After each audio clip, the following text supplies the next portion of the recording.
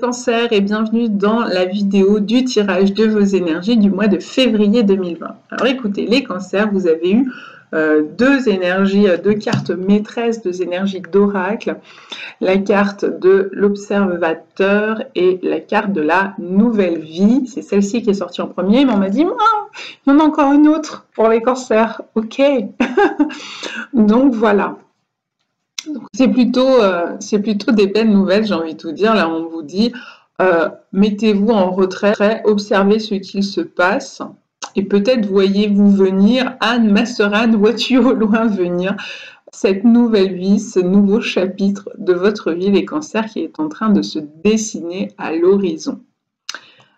C'est clairement ça qui est ressorti. Je vais vous dire, votre vidéo, elle ne va pas durer très longtemps, les cancers, parce que noir sur blanc, ça ne parle presque que de ça.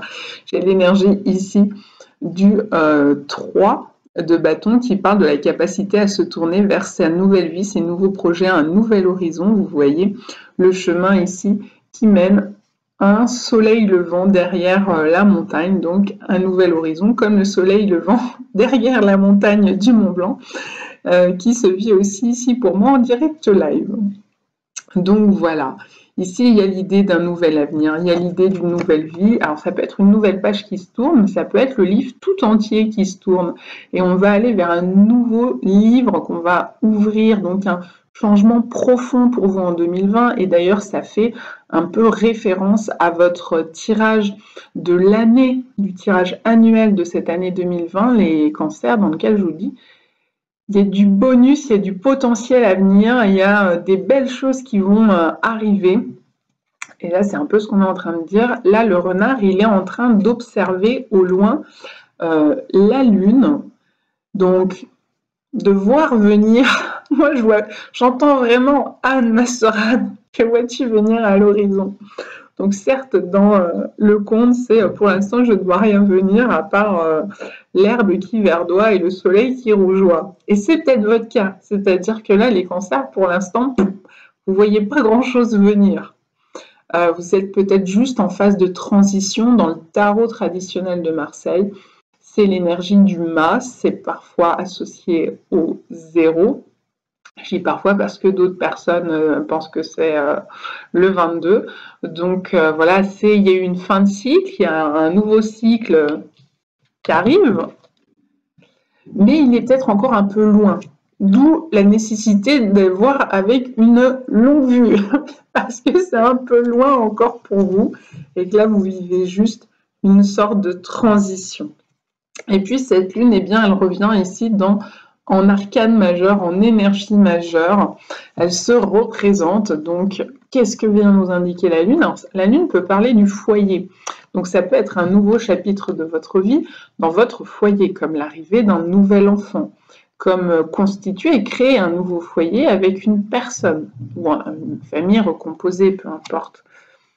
Ça peut être voilà, des changements dans le foyer, ça peut être accueillir d'ailleurs vos parents, vos enfants, des enfants adoptifs, mais aussi, vous savez, ceux qui sont familles d'accueil aussi pour, je pense, vous savez, le mécénat cardiaque où on peut accueillir des enfants qui ont des pathologies cardiaques des pays en cours de développement et qui viennent en France se faire opérer, où il y a eu aussi l'année dernière des siamoises comme ça qui sont venues se faire opérer. Et donc, il y a peut-être l'idée du foyer d'accueillir, voilà, mettre son foyer à disposition d'un nouveau projet, de quelque chose de neuf, de régénérant pour vous. Ça peut être possible pour certains d'entre vous, les cancers, ou ça peut vous donner des idées. Pourquoi pas? Parce que, effectivement, les cancers, vous êtes très liés au foyer et votre astre maître, c'est la Lune. Ça tombe bien. Donc là, on est en train de vous dire, vous êtes au bon endroit, vous êtes dans les énergies, vous allez être bien dans votre bain, finalement, en février. Alors, l'énergie de la Lune, c'est aussi l'énergie du féminin. Vous voyez, ici, on a une femme en plein centre entourée de deux loups. Ce féminin a son apogée. Alors ici, on a tout le cycle lunaire, hein, mais mettez dans votre agenda, cochez dans votre agenda la pleine lune, peut-être qu'il va se passer quelque chose, ou peut-être les autres grandes phases de lune. Peut-être qu'il va se passer un événement particulier pour vous dans les grandes phases lunaires, que ce soit la pleine lune, là, on vient de passer la nouvelle lune, donc je vais vous dire le jour de la lune croissante, le jour de la lune décroissante, ce genre de choses. Personnellement, je sens plus la pleine lune là pour vous en février, mais bon, ce n'est pas pour tous les cancers, voilà. Donc quoi qu'il en soit, la lune, c'est un astre qui est relié au féminin, à l'énergie du yin, qui est l'énergie de l'intuition. Et ici, on vous demande d'observer, de prendre le temps d'accueillir vos intuitions, d'accueillir vos ressentis, d'accueillir les énergies et d'accueillir votre voix intérieure, de vous écouter. C'est ça qui va vous guider. Si vous sentez qu'effectivement la fin de cycle a déjà eu lieu ou est en train de se faire, eh bien, ok, j'accueille. Et puis, je ne panique pas. Le nouveau cycle va arriver. On vous le dit, ça persiste et ça signe. Vous savez que c'est l'inverse. Vous avez le ressenti d'être en phase un peu chaotique. C'est juste que vous êtes en phase de transition. Soyez, là aussi, l'énergie du yin, c'est l'énergie de l'accueil. Si je suis à bras ouverts, j'accueille ce que l'univers veut bien me présenter. Et en attendant que ça se présente, eh bien, je reste dans cette forme d'accueil, dans cette forme d'ouverture, ouverture d'esprit, ouverture de cœur. Ouverture peut-être de mon foyer pour certains d'entre vous.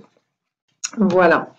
Et puis là, au centre, écoutez, on a le roi de coupe avec la pleine lune derrière. Donc je persiste et signe aux alentours de la pleine lune, peut-être que quelque chose va se passer pour vous, les cancers.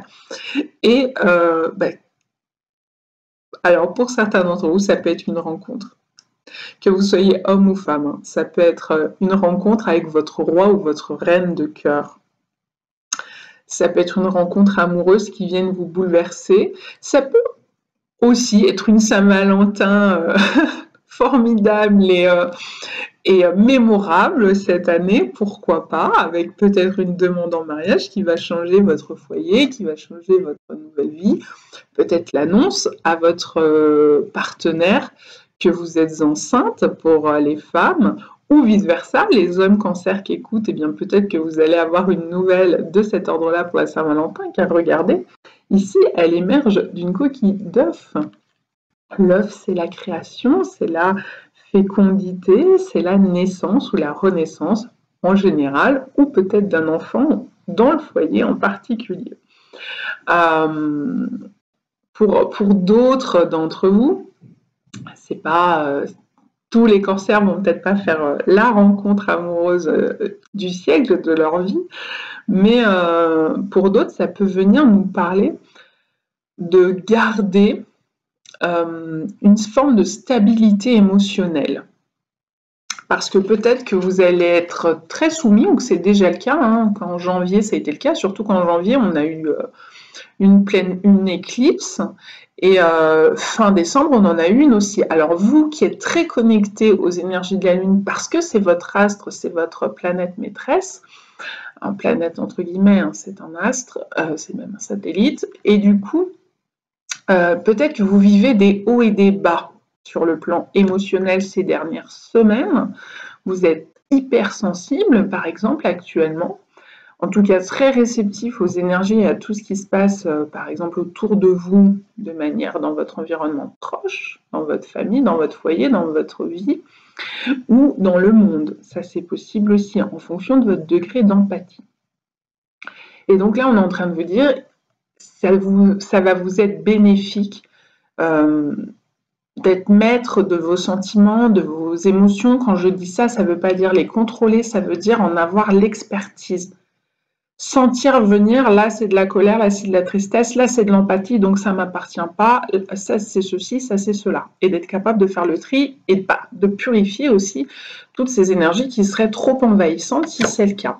Donc de vous mettre dans une posture d'observateur de vos émotions, d'apprendre à connaître votre monde émotionnel sur le bout des doigts pour pouvoir conserver de la stabilité émotionnelle et de ne pas être trop cyclotimique. Certains le reprochent au cancer, il y a un peu trop de quand ça va bien c'est génial, puis 2 jours après ça peut aller très très mal, presque en phase dépressive, et 2 jours après ça remonte, etc. etc. Ça me fait penser à une phrase, c'est les 4 saisons dans la même journée, effectivement, pour certains cancers, voire pour beaucoup, eh bien ça peut être le cas. Ce qui peut aussi vous aider, c'est, on vous le dit ici, de rester observateur, d'être moins acteur au mois de février, d'observer votre monde intérieur et vos émotions, mais aussi de prendre du recul sur les événements que vous vivez, qui vous entourent, que ce soit dans le monde ou dans votre vie. Donc savoir prendre un petit peu de distance, de détachement, pourrait vous aider à conserver la maîtrise de vos émotions et à ne pas tomber dans le côté roller coaster des hauts et des bas émotionnels permanents. Voilà. Et donc du coup, je ne reviens pas sur la question de nouvelle vie, nouvel avenir qui se profile à l'horizon. Ça aussi, ça peut jouer, influer, impacter sur votre monde émotionnel intérieur. C'est-à-dire que vous sentez que vous avez terminé une fin de cycle, mais qu'il n'y a pas les repères solides sur lesquels s'appuyer pour débuter un nouveau cycle. Et que là, on est dans cet entre-deux, dans ce brouillard, dans cette nuit, c'est un peu sombre, c'est pas très clair. Et à l'intérieur, du coup, c'est un peu mouvementé, ça bouillonne parce que ça manque de repères, on ne sait pas bien où on va, on ne sait pas bien ce qu'on fait, on ne sait pas bien la suite. Et du coup, ça perturbe un peu sur le plan émotionnel. Là, on est en train de vous dire, si c'est ce que vous vivez, c'est normal avec des gros guillemets, c'est-à-dire continuez d'avoir la foi finalement. Concentrez-vous sur votre nouveau cycle, même si vous ne voyez pas venir concrètement, mais sur quoi va s'appuyer ce nouveau cycle. Genre, elle est où la colonne ici de marbre sur laquelle c'est sûr c'est du solide et je vais pouvoir construire le nouveau cycle. Non, effectivement, là on est en train de vous dire que pour l'instant on est dans une phase de transition un peu mouvante. On insiste, on persiste et on signe avec l'idée de l'œuf et donc du foyer, de l'enfantement.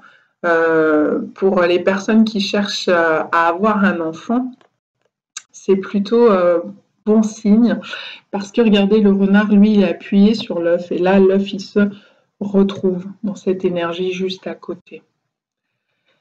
Donc pour certains d'entre vous, c'est quand est-ce qu'elle va venir, cette grossesse qu'on attend impatiemment.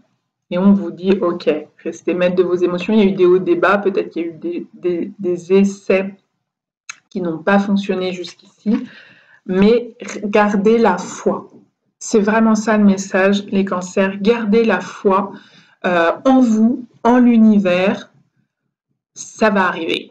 Ça va venir, on y croit, on a la foi, on a confiance. Voilà, à bientôt.